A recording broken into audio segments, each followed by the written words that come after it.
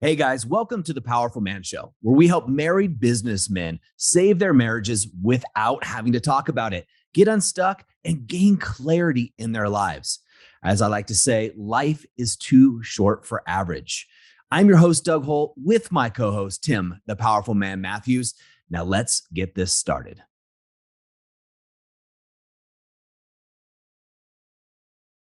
What's going on, man? Just my camera here. Nice. What is going on? There's a lot going on, as you know. Yeah. Excited about the idea of coming out to the US for 3 months. As you know, my mind can throw up a lot of questions. I actually was talking about it to the osteopath this morning. I'm like, yeah, I really like the idea of it. It's just going to affect my workflow. I'm going to have to shift it around. I'm really enjoying it. And, I don't want to get up and be working first thing. I want to go work out and, blah, blah, blah.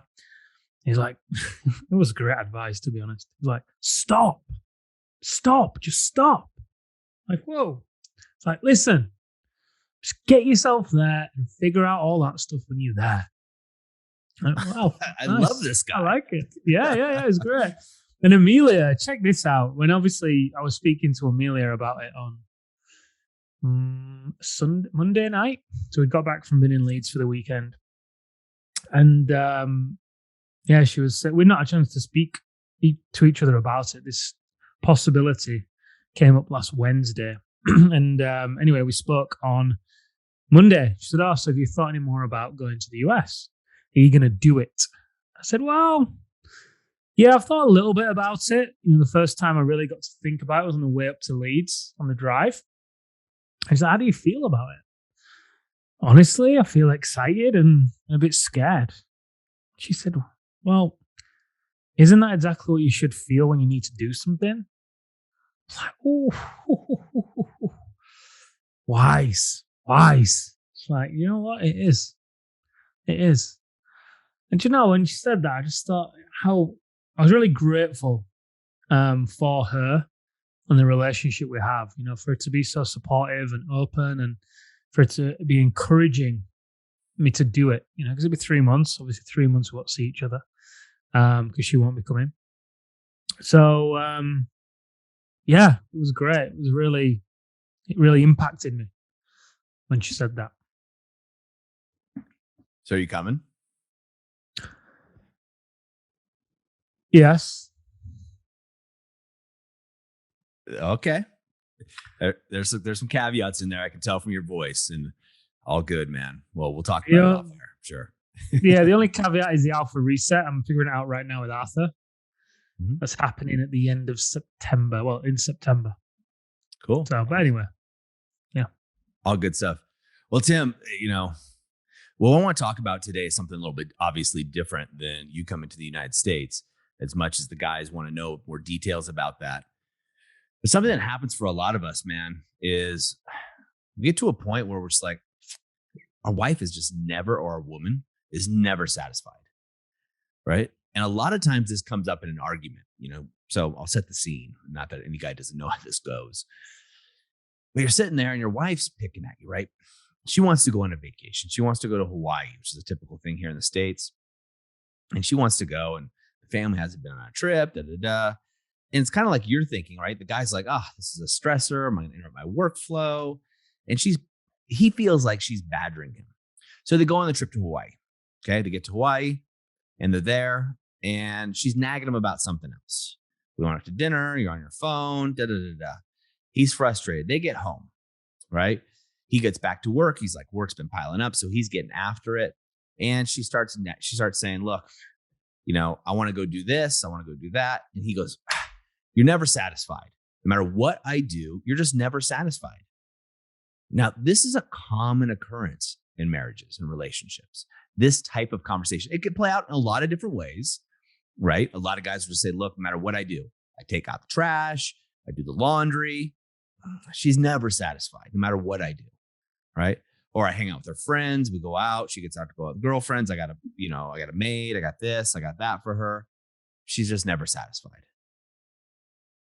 The truth, guys, is she is satisfied in a lot of areas of life. The missing element isn't satisfaction. What she's really missing is connection. She is missing the element of connection with you. She's satisfied when she goes out with her girlfriends. She's satisfied when she talks to other people. She's satisfied when she's doing stuff around. She doesn't feel connected to you, and she's clawing back to try to get connection. And odds are you're not connected with her. You don't feel it either, but she needs it. You want it. I'm with you, but she needs it. And because of that, she is going to try different ways to get that connection. Maybe it's the trip to Hawaii. Maybe in her mind, she's got this whole thing that if we go to Hawaii, you're going to be putting down your work, your phone, we'll reconnect, etc. And it doesn't happen as well as she was hoping. So she nags you, why are you on your phone? Why are you doing this? She has a vision, and you guys haven't talked about it in real depth of what the outcome is for Hawaii and what it should look like, right? Most people don't sit down and have that conversation. I've learned in my marriage that I better sit down and have that conversation. My wife is on board too.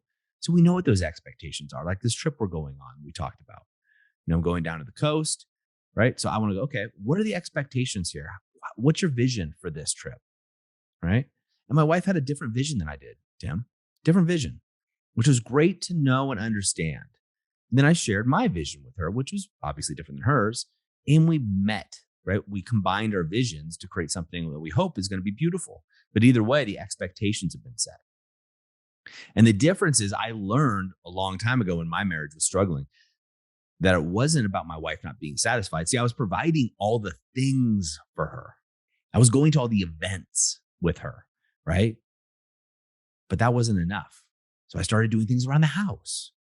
I didn't do the laundry the right way. So I changed the way I did it. In fact, I started doing laundry before she asked, and I picked up everything, my clothes, her clothes. I did the dishes. I've talked about this before. Just crazy. It went off and she was never satisfied. And I blew up. Here I am bringing home the dough, so to speak, working, career's going great, 3 businesses at the time, all doing really well. And I'm off by 4 p.m. What friggin' business owner has 1 business is off by 4 p.m., let alone 3 of them? And I'm cooking and I'm cleaning and I'm hanging out with your crazy ass girlfriends, right? Which, and their partners, which some guys are cool, some of them weren't. And I was doing all this and putting myself last, and you're never satisfied. And what I realized, Tim, was there was no connection between us. 3 words. What do you think they are? It could be a lot of 3 words. Yeah, good in this context. Triad of connection. Now I'm listening and I'm thinking, okay, so steps of connection, right? There's different pieces, but they're all wrapped nicely into the triad of connection.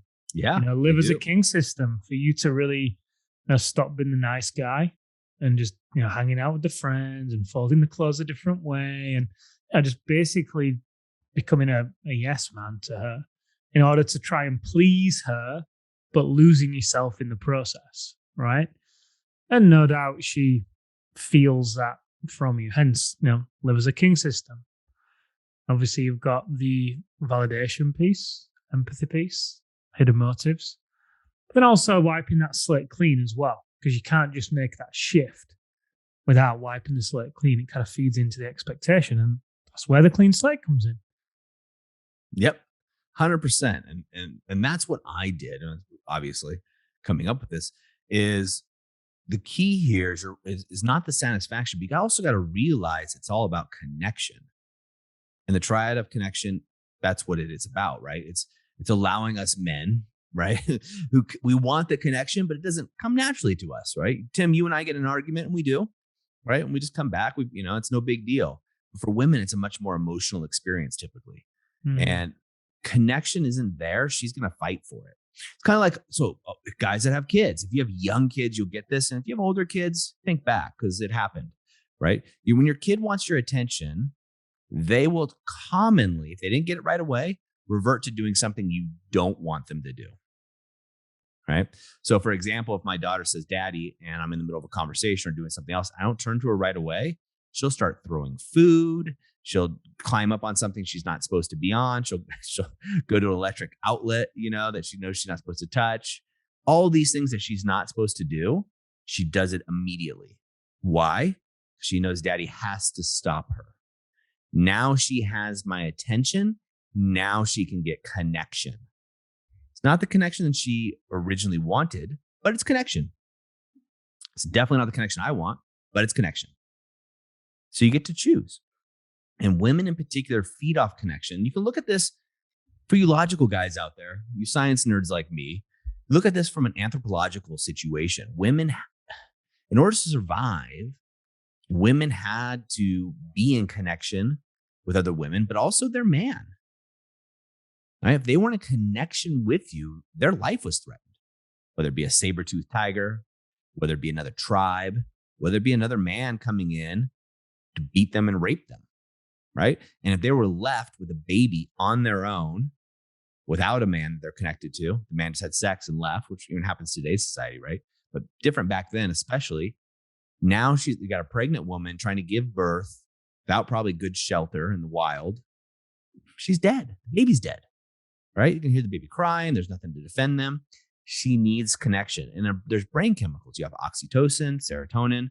I'm not going to go into all that for this one. There's a podcast where we cover those in more depth. You guys can find that. But for you science-based guys, you logic-based guys, there's real science behind this connection. And it's not that she's not satisfied. She's not satisfied with you. She's not satisfied in your relationship. It has nothing to do with the dishes. Nothing. Has nothing to do with the trip to Hawaii. Nothing. Right? When I was getting connected with my wife, I could come home 2 nights a week and spend with her connected. And that was better than me coming home at 4 p.m. and being disconnected every day. Mm-hmm. And even when you're there, if you don't bring that version of you in through the door where you were, no pun intended, but powerful, right? Mm-hmm. You have that fullness that's oozing out of you, that playfulness, that cockiness, that leadership where you're decisive, and you're able to then be there and be present with her. If you don't have that, then you may as well not be there in many respects. It's more damaging to be there, but just be vacant. The lights are on, but nobody's home. Than it is, like you said then, to come in 2 nights a week, but bring that fullness to the interaction.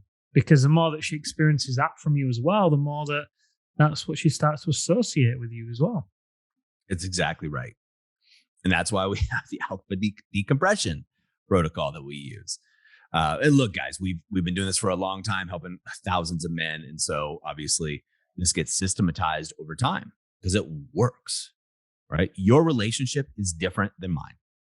Your circumstances are different than mine, right? But there's certain things that are the same. The basics are the same, just like car engines, right? You might drive a Ferrari. I might drive a Maserati. Tim might drive a BMW. I don't know, right? But there's certain mechanics that are the same. The engines are different, but certain things are the same. And so when you know those, you have your 80-20, right? Going through those. That's why we put the triad of connection together, right? We figured it out. This is how you do it. Great. It's never been explained in a book before, at least not anyone that I've ever seen, right? Most of these books and things are going to tell you, just suck it up, man. It'll get better. Hey, do more around the house, Take your wife out and do something special. Get her a really nice gift and some flowers, and she'll be great. That's transitory at best. One night, maybe she's happy. Maybe, right? Maybe 2. But for most women, you take them out to that nice dinner or the flowers, and they see right through it. They like it, so they'll play along a little bit. But then you have the argument at dinner, and you go right back to where you were, and you're sitting there at a dinner where you're paying $200-$300 for a dinner plus flowers. You got dressed up, you missed the game, all of these things, and you're both pissed at each other. And that sucks. Connection is what she's looking for. Connection. And the right kind of connection, just like my daughter. She's going to get it. Now, if she's not getting connection from you, positive or negative, guess what? She's going to go find that connection somewhere else. Maybe it's with her girlfriends. Maybe it's her parents. Maybe it's another man. She will get that connection. She needs that connection just like you need respect. As a man, we just need respect, man. That's just the way it is. You need respect. I don't care what level you're playing at. You need respect. Your business staff disrespects you routinely. Doesn't work, right? You need respect. She needs connection. It's not that she's not satisfied. That's just why you guys are going at each other's throats. The key here, boys, is connection. Yeah. And I just, I want to highlight the try to connection again, because the live as a king system, guys, is going to not only part of the connection. Let me back up here. That the try to connection is going to enable you to bring is the level of excitement and adventure into the relationship, because she craves that as well. That all forms part of the connection. She craves the nights in with you on the sofa where she's just snuggled up and you're just chilling. She craves the sporadic random dates that you go out on where you dress up. And she also craves the random spontaneous adventure filled dates where you go and do axe throwing or whatever it is, right? And all of that just becomes easy when you, again, are coming from a place of fullness, living from the inside out. And, that's why the Live as a King system is designed as it is. And if you imagine the try to connection, at the base of it, along the base, you've got the Live as a King system. That is what holds up the triad of connection. And then the left side of the triangle is the hidden motives technique. And the right side of the triangle is the clean slate method. Those two do not work when they are not used in conjunction with the Live as a King system. And that's where, guys get themselves into trouble, because the wife starts saying, hey, don't pull that powerful man bullshit on me, because you're saying all the right things, but she feels that you're just not there with it, right? And she senses it. It's one thing using the hidden motives technique to validate your wife and connect with her, but do it where you're going through the motions, versus using the hidden motives technique and do it from a place of playfulness and confidence and fun. It's two very different outcomes despite using the same tool. And the reason for that is because one of them has the Live as a King system at the foundation. So guys, there's so much opportunity for you in this podcast. Try the connection or not. Then this is such a great topic to realize that she's craving your connection, right? Regardless of how it might be showing up, she's craving it. And like Doug said, she is going to get it one way or another. But the beauty of this is you have a choice in how she gets it. It's in your hands. 100%. 100%. So guys, it's not that she's not satisfied. It's that she's not satisfied with the lack of connection. It's not you doing work. It's not the trips. It's not the gifts. It's not around the house. Those are symptoms of the real problem. Symptoms of the problem. And gents, those of you that are attending our next Alpha Reset, will be diving deeper into this and giving you guys tools to go and advance into this. You guys already have the triadic connection. We'll be going much, much deeper at the Alpha Reset into this so you can embody this in a big way. Gentlemen, as always, you've got an insight here. Take action, right? Write it down. Take action. What's the next step? I'm going to do this. I'm going to go into the Facebook group. I'm going to make a phone call. Whatever it is you're going to do, take immediate action. That is like a snowball, the snowball effect. Don't just listen to this and go on to the next podcast, right? What I call that's educational masturbation, right? You're getting off because you feel good about listening to something and learning something. You're like, that's spot on. I get it. I used to do it all the time. I can tell you from experience, I'm the guy that went down that road and said, don't go down this road. Turn around, go back the other way. And the other way is taking massive action at the moment of insight. And that's what I want for you guys. All right, gentlemen, that's a wrap for us today at the Powerful Man Show. We'll see you next time. Until then, have an amazing week. All right, guys, that's a wrap for this episode. But as I always say, in the moment of insight, take massive action. You see, there are two types of men that listen to a podcast like this. Those that go on from one podcast or show to another, just hoping things are going to change and realizing that they're going to be in the same place month after month, year after year. You see, I was this guy, so I completely get it. You may just not be ready.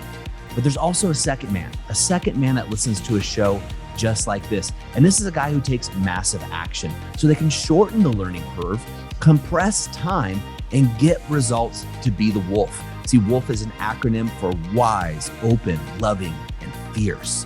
Now, ask yourself, which one am I? And just be honest with yourself there. And there's no judgment on my end, but if you're ready to move from deactivated deer mode, which is defend, excuse, explain, react, to activated wolf, wise, open, loving, and fierce, then go over to thepowerfulman.com/grow and go there now. In fact, I'll make it super easy for you. I will even put the link right in the description here so you can just click it and go over there now to learn more. Guys, in the moment of insight, take massive action. Go from deactivated to activated, because like I said, life is too short for average. And I'll see you on the next episode.